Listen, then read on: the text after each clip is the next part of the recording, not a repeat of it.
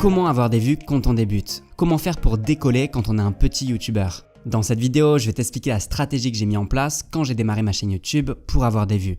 Peut-être que tu as démarré ta chaîne il n'y a pas si longtemps, que tu passes du temps à créer du contenu et quand tu sors tes vidéos, personne ne les voit. Car tu n'as pas encore ta communauté, tu n'as pas ton audience de fans qui va t'aider à faire décoller tes vidéos dès leur sortie. Et je sais que ça peut être extrêmement frustrant et décourageant de sortir des vidéos que personne ne regarde. Et tu peux te retrouver à mettre beaucoup d'efforts dans ton projet pour au final très peu de résultats. Je sais ce que c'est car j'ai aussi été à ta place. Mais la bonne nouvelle, c'est qu'il existe une méthode pour être mise en avant par la plateforme au tout début. C'est la méthode que j'ai moi-même suivie et c'est comme ça que j'ai réussi à développer ma propre communauté sur Internet. Allez, on commence tout de suite, c'est parti. Alors des méthodes, il en existe plein et peut-être que tu en as déjà testé. Le problème, c'est qu'elles ne marchent pas toutes quand on a une toute petite chaîne. Avant de te montrer la méthode, il est primordial de bien comprendre comment fonctionne YouTube. YouTube, c'est un business comme un autre. Ce qu'ils veulent, c'est que les viewers restent le plus de temps possible sur leur plateforme. Car le plus de temps les gens restent, le plus de publicité ils vont regarder et donc le plus YouTube va se faire de l'argent. D'ailleurs, sur les publicités, YouTube donne 55% des revenus aux créateurs de contenu comme toi et moi et garde 45% pour eux. Il est donc logique que la plateforme essaie au maximum de recommander la bonne vidéo à la bonne personne. C'est-à-dire des vidéos qui fonctionnent déjà et qui ont prouvé qu'elles intéressent les personnes. Alors maintenant, j'ai une triste nouvelle pour toi. Je vais pas passer par 4 chemins et la vérité va sûrement être douloureuse. Mais il faut que tu saches. Si tes vidéos ne font pas beaucoup de vues, si elles n'ont pas prouvé qu'elles intéressaient les gens, pourquoi YouTube te mettrait en avant? Alors que ce qu'ils cherchent absolument à faire, c'est de suggérer des vidéos qu'ils savent à 100% qu'elles seront cliquées et regardées par les gens. En tant que petit youtubeur, et je vais être totalement honnête avec toi, il t'est quasiment impossible d'arriver sur les tendances. Il t'est quasiment impossible d'arriver sur la page d'accueil de quelqu'un, à moins qu'il ait déjà vu une de tes vidéos dans le passé. Il t'est extrêmement difficile d'arriver sur les recommandations de vidéos à droite de l'écran des gens. Et pour finir, tu vas arriver sur les abonnements des gens, certes, mais si tu n'as que 20 abonnés, seulement 20 personnes vont potentiellement voir ta vidéo.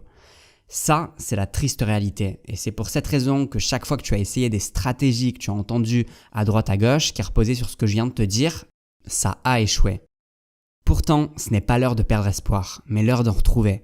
Car il existe une méthode qui fonctionne et qui repose sur quelque chose de complètement différent. Le meilleur plan pour décoller en tant que petit youtubeur, c'est de te concentrer sur la recherche YouTube. C'est de référencer tes vidéos.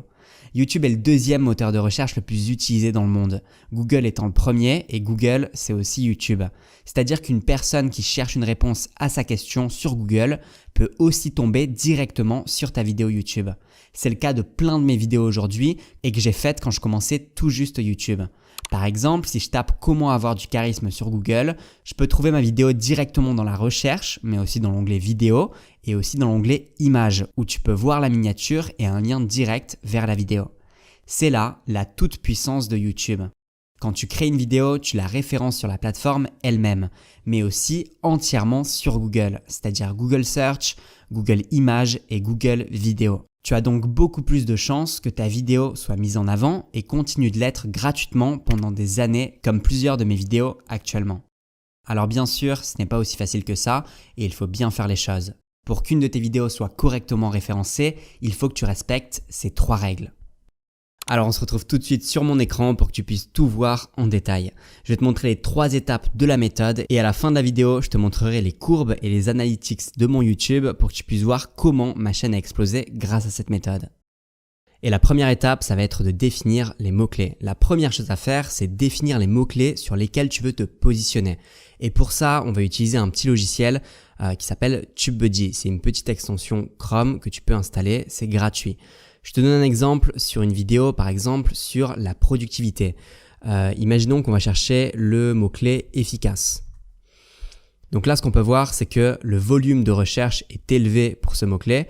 Et c'est ce qui doit être fait pour tes mots-clés. Ça doit être des mots-clés qui sont recherchés par les gens. Donc ça, c'est avec le volume de recherche. Et en même temps, il faut trouver des mots-clés qui n'ont pas été trop exploités par la concurrence, par d'autres YouTubeurs. Et là, tu vois, on va avoir un problème parce que même si le volume de recherche est super intéressant, il y a pas mal de concurrence. Même si le orange, c'est quelque chose qui est valable. Mais voilà, c'est vraiment ce que tu dois regarder, c'est que même si le volume de recherche est élevé, si la concurrence est trop grande pour que ta vidéo se fasse une place, ça vaut pas le coup. Et c'est là que le concept de longue traîne rentre en jeu. Pour que la concurrence descende, il faut que tu choisisses des mots-clés plus spécifiques, avec beaucoup moins de concurrence, mais aussi moins de recherche. L'idée, c'est d'être sur la première page de recherche d'une requête un peu plus longue. Par exemple, ce qu'on va pouvoir faire, c'est comment être efficace pendant les vacances, comment être efficace depuis chez soi. C'est ce que je vais faire. Efficace depuis chez soi. Et ce que tu vas voir, c'est que probablement que le volume de recherche va être plus bas. C'est exactement ça, il est dans l'orange. Mais au niveau de la compétition, de la concurrence, c'est excellent. Donc là, c'est vraiment à toi de chercher les mots-clés qui sont pas trop utilisés pour que tu n'aies pas forcément beaucoup de concurrence, mais en même temps, un volume de recherche qui soit intéressant. Sur la droite, on voit aussi d'autres mots-clés qui peuvent être intéressants, comme pour la vidéo efficace depuis chez soi, on a travaillé à domicile et tu vois que le volume de recherche est plus intéressant et la compétition est dans la moyenne à peu près, on va dire qu'elle est dans le jaune.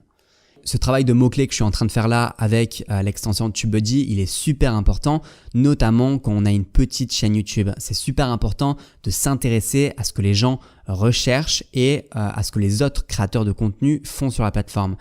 Quand ta chaîne grandira, tu débloqueras vraiment de nouveaux terrains de jeu parce que plus tu vas avoir une chaîne qui est puissante, qui est grande, avec une communauté qui est importante et plus ses résultats vont changer sur les mots-clés.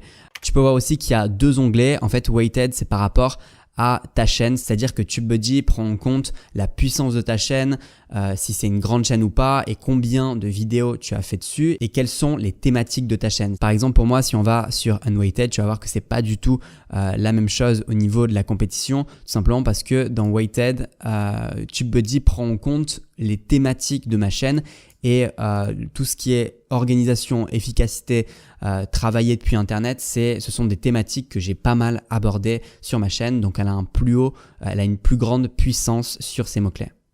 Donc, plus tu vas venir créer des vidéos sur une certaine thématique et plus ça va aussi jouer sur ton référencement.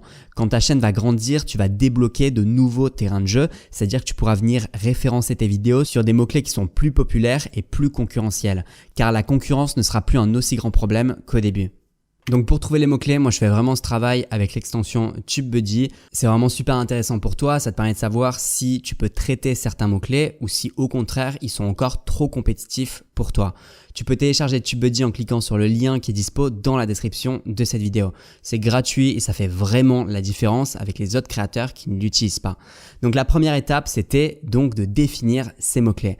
La seconde, c'est avoir un bon taux de clic. Et pour te montrer ça, on va aller plus profondément dans mes statistiques. Maintenant que tu as fait ce travail sur les mots-clés, que tu as créé des vidéos que les gens étaient prêts à rechercher, il faut que ces mêmes personnes cliquent sur ta vidéo. Parce que quand une personne va rechercher sur YouTube une réponse à son problème et qu'elle va tomber devant ta vidéo, va aussi y avoir les vidéos des concurrents. Et il faut que ces personnes cliquent sur ta vidéo au lieu de cliquer sur les autres vidéos. Pour cela, il faut que le titre de ta vidéo et la miniature soient attractifs. Il faut que les gens aient une envie folle d'en savoir plus. Et pour cela, je vais te montrer le petit entonnoir d'une de mes vidéos. C'est un entonnoir que tu peux aussi retrouver en allant directement sur ton YouTube Studio, en cliquant sur une vidéo et ensuite en allant ici dans Analytics. Et tu peux voir que dans cet entonnoir, il y a eu 1,5 million d'impressions sur cette vidéo. Une impression, c'est chaque fois que ta miniature et ton titre a été montré à une personne.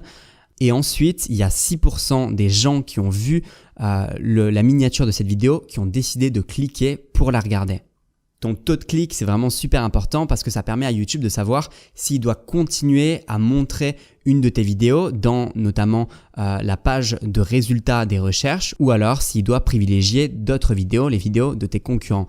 Et ça se détermine par le taux de clic. Tu peux voir ici dans l'information que sur les 1,5 million d'impressions, 63% a été via les recommandations de mon contenu YouTube et 36% par rapport aux recherches du contenu par les spectateurs. Et ici, tu peux voir les types de sources de trafic et on revient à ce que je t'ai dit, c'est que la recherche YouTube, c'est le plus important, le plus grand pourcentage pour la source de trafic. Et ça, c'est parce que j'ai vraiment fait tout ce travail en amont sur les mots-clés, sur la recherche d'une requête que les gens vont pouvoir rechercher sur YouTube. Sur une grande majorité de mes vidéos, je mets vraiment l'accent sur la recherche YouTube parce que je sais que si une bonne partie des gens va venir rechercher le contenu, au bout d'un moment, YouTube va se dire que ça vaut le coup de le mettre en avant via les fonctionnalités de navigation et toutes les autres suggestions.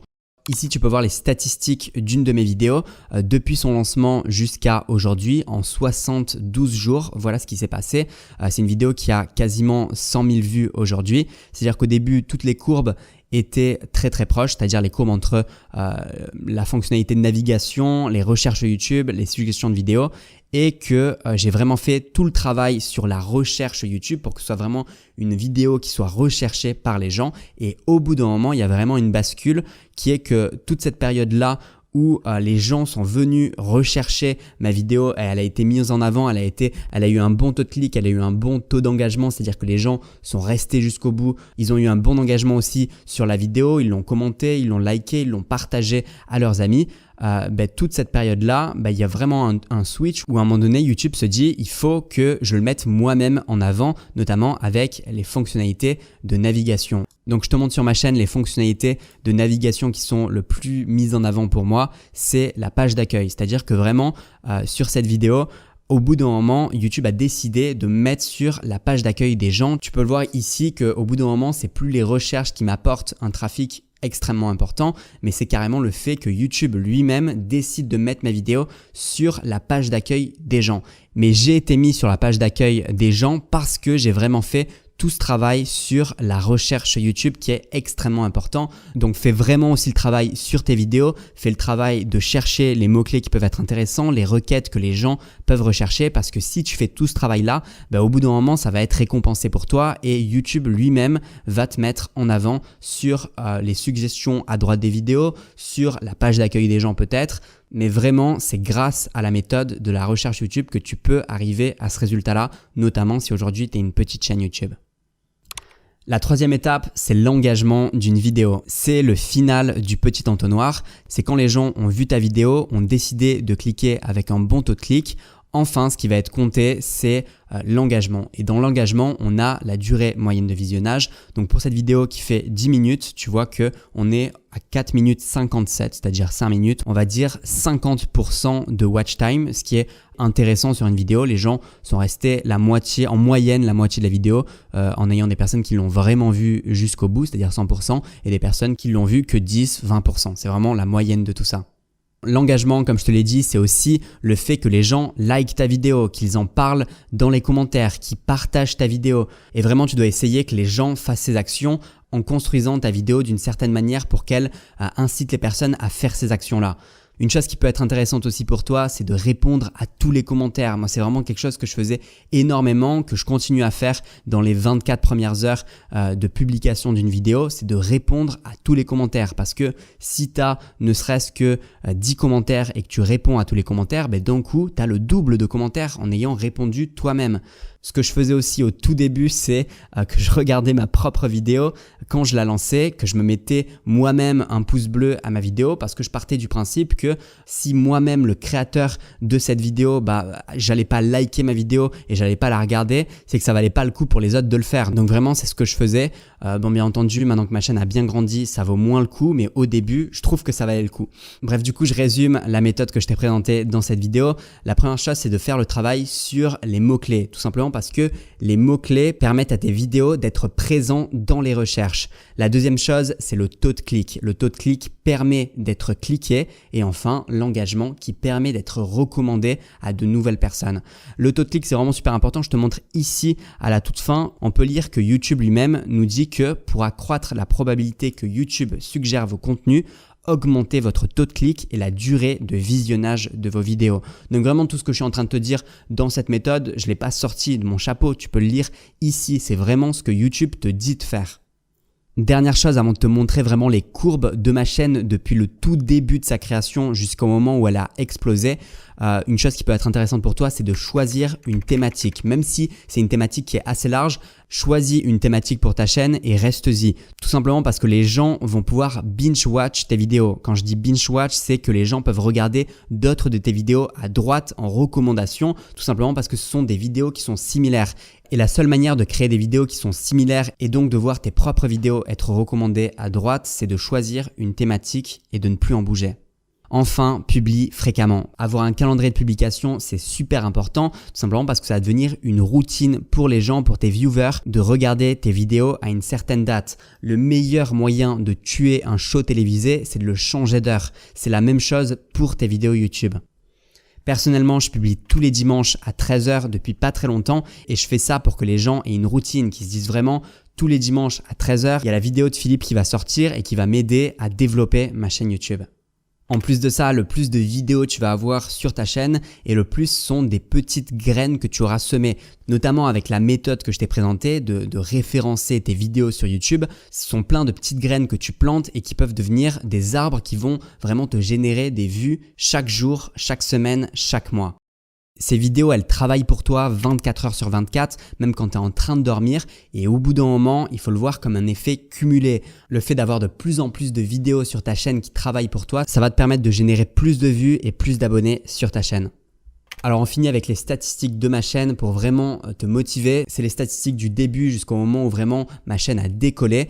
Et ce que tu peux voir, c'est vraiment que ça décolle d'un coup. C'est vraiment l'effet cumulé, vraiment l'effet boule de neige qui fait que d'un coup ça va partir. Et comme je te dis, le vert là, c'est exactement les fonctionnalités de navigation. C'est le fait que YouTube ait décidé de mettre sur la page d'accueil des gens. Et ça, c'est arrivé parce que j'ai vraiment fait ce travail au début de me concentrer sur les recherches YouTube parce que j'étais une petite chaîne et parce qu'il fallait vraiment que les gens eux-mêmes viennent rechercher une solution à leurs problèmes, tombent sur ma vidéo, décident de s'abonner. Et ensuite, quand YouTube a vraiment décidé de me mettre en avant, c'est plus les gens qui viennent rechercher une solution à leurs problèmes, c'est carrément directement YouTube qui vient leur proposer mon contenu. Donc vraiment, cette méthode qui est axée sur les recherches YouTube, ça fonctionne. Ça fonctionne et le dernier message que j'ai envie de te faire passer, c'est continue. Si aujourd'hui, tu es peut-être en train de douter parce que tu te dis que ça te prend du temps, vraiment, si tu continues, le succès va arriver. N'abandonne pas, ça vaut vraiment la chandelle. Ce qui est à l'arrivée vaut le fait de passer du temps, de mettre des efforts dans des vidéos que les gens ne regardent pas encore. Parce qu'on parle de développer une communauté qui ensuite te suivra sur des années, qui te permettront de vivre de cette activité, de vivre de ta passion. Et ça, c'est quelque chose qui n'a pas de prix, comme Mastercard le dit. Bref, voilà pour cette vidéo. Merci de l'avoir regardé jusqu'au bout. Tu peux me dire ce que tu as pensé dans les commentaires. Tu peux lâcher ton meilleur like. Moi, je te dis à dimanche prochain et surtout, abonne-toi.